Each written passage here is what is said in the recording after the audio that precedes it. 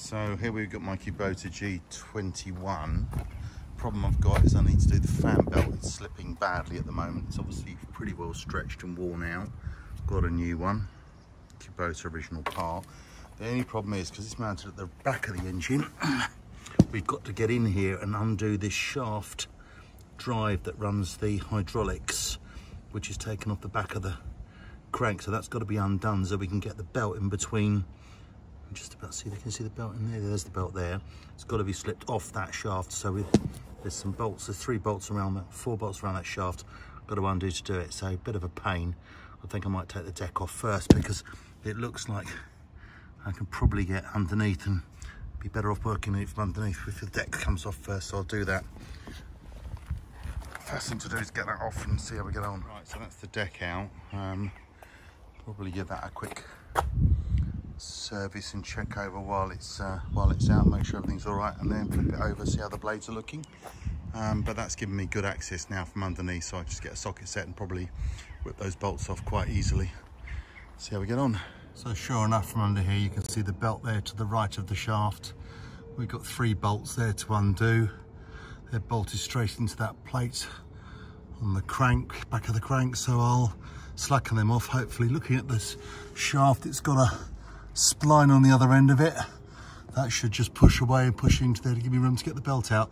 So I'll slacken the belt off first by slacking off the alternator, and we'll see what we get. Let's get these bolts out. 13mm, but what I'm going to need to do is to find something to stop the actual crank from turning over, because I need to lock it in position so I can undo the bolts. Right, that's the last bolt freed off. Just got to remove that, and mind the shaft doesn't drop on my head, so I'll do this off camera so I can hold it with both hands. Just move that out of position now, so I can now get the belt underneath it and off and put the new one on. Here's the old one next to the new one. You can see how thin it is, how worn out it is. It's literally even the thickness of it, unless it's a different style belt, but I mean it's the right one for the machine. Anyway, this is a lot more meat on it, so we'll get this on and hopefully should fix our screeching pulley belt noise. The new belt threaded around the fan there, and I've got to get underneath and have a look, just bring it through and attach it the other end, and then I can put it onto the alternator. So there it is through there.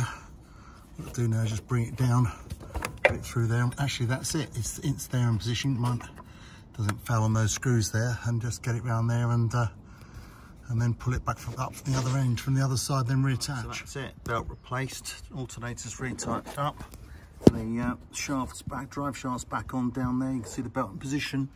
It's a bit of a tight fit. I ended up having to put it onto the water pump spindle first and then move it over, but basically all done, and just got to put the deck back on and fire up. All should be done. So that's another job done, completed.